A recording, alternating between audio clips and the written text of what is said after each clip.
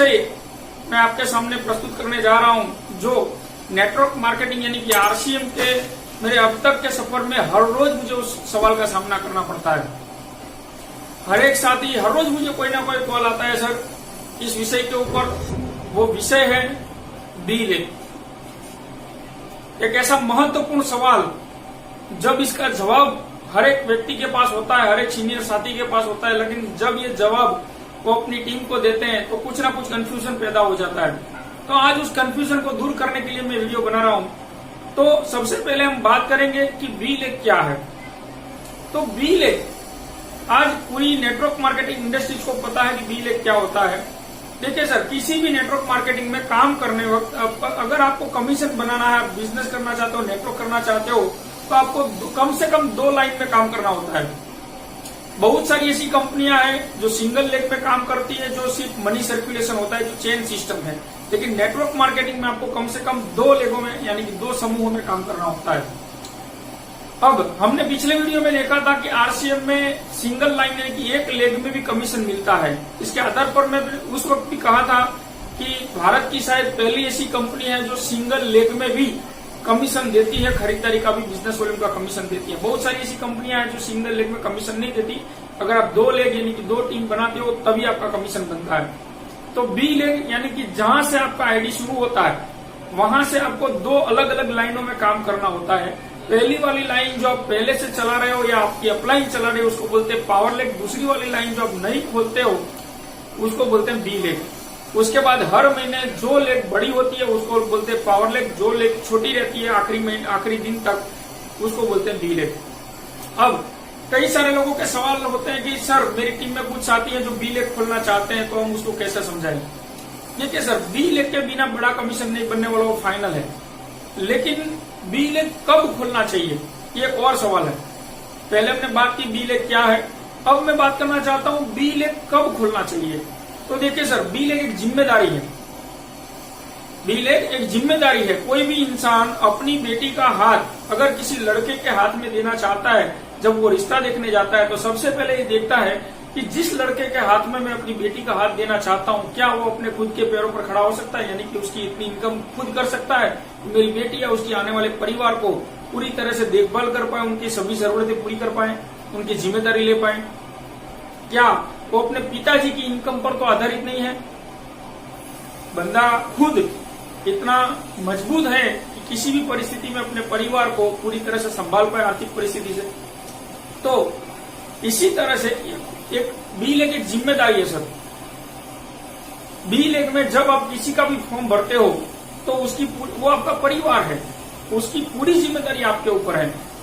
तो B leg तब खोलना चाहिए जब इंसान खुद के पैरों पर खड़ा हो, यानी कि खुद अपनी टीम को मैनेजमेंट करने के लिए, उसकी पूरी जरूरतें पूरी करने के लिए वो सक्षम हो।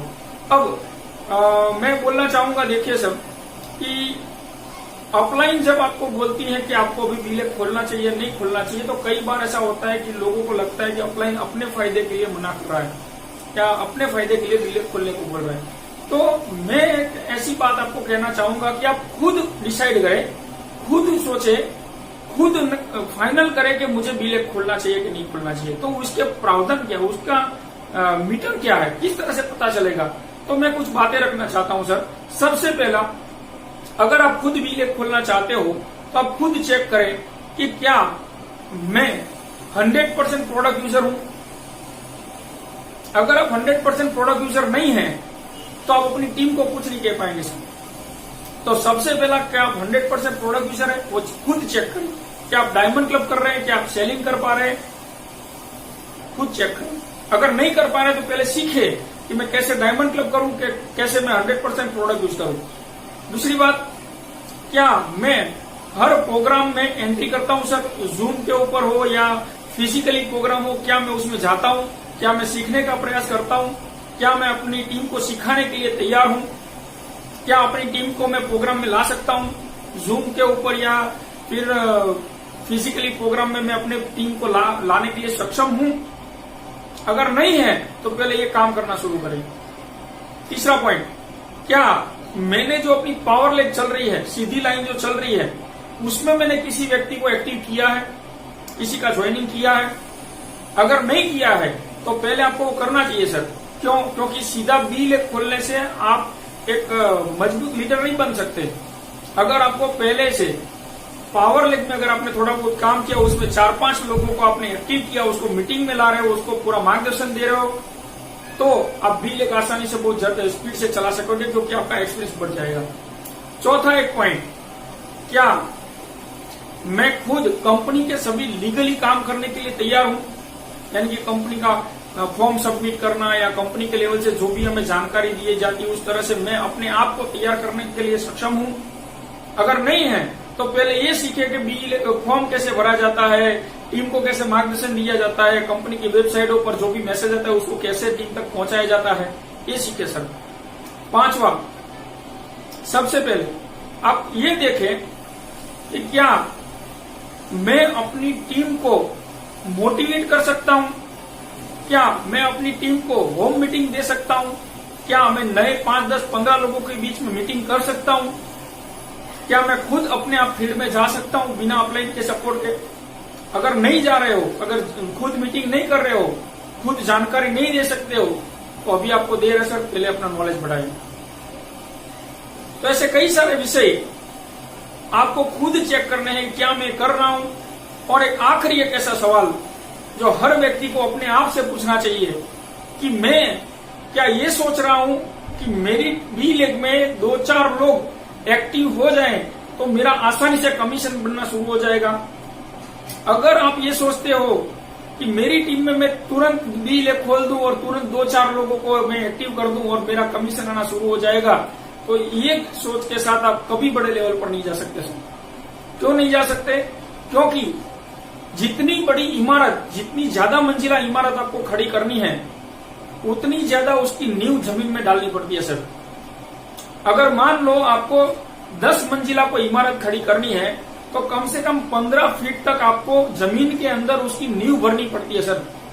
लेकिन अगर मान लो 2 मंजिला आपको इमारत खड़ी करनी है तो 2 फुट 4 फीट या 5 फुट आप जमीन के अंदर नींव भरोगे चलेगा। लेकिन अगर 10 मंजिला इमारत खड़ी करनी है और आप 5 फुट जल्दी नींव भर दो, नीचे कौन देखने वाला है, हम ऊपर बिल्डिंग खड़ा कर देते हैं। अगर ऐसी सोच के साथ जल्दी से जल्दबाजी करते हुए अपने कम छोटी नींव के साथ बड़ी बिल्डिंग बना तो दी, बिल्डिंग तो बन जाएगी, लेकिन क्या लगता है वो बिल्डिंग टिक पाएगी? नहीं सर। जितनी बड़ी बिल्डिंग आप खड़ी करना चाहते हो उतनी ज्यादा नींव डालनी पड़ती है। इसी तरह से आप आरसीएम में सिर्फ रॉयल्टी और टेक्निकल पहुंचना चाहते हैं सर, छोटे से लेवल पर, क्या आप स्टार्टिंग पर पहुंचना चाहते हैं तो आप बिना नींव के ऐसे ही अगर बी लेग खोल दोगे तो ज्यादा से ज्यादा स्टार्टिंग रॉयल्टी आएगा सर।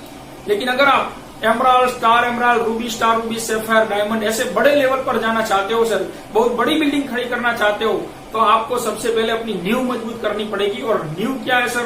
पावर लेग में अपनी जिम्मेदारी के साथ काम करें, पावर लेग में कुछ लोगों को एक्टिव करें और वहां से सीखे कि किस तरह से बिजनेस किया जाता है। उसके बाद अपना बी लेग खोले और बी लेग के अंदर स्पीड से काम करें, दोनों लोगों को मेंटेन करते जाएं। और अगर आपने दोनों लोगों को मेंटेन किया, दोनों लेगों के लोगों को सपोर्ट किया, तो आपकी बिल्डिंग एक मजबूत बिल्डिंग बनेगी सर। और आप लंबे समय तक, यानी कि आप कभी भी आपकी बिल्डिंग गिरेगी नहीं सर। लेकिन अगर आपने 2 या 3 फीट नींव भर के बिल्डिंग खड़ा कर दिया तो बिल्डिंग कभी भी गिर सकती है।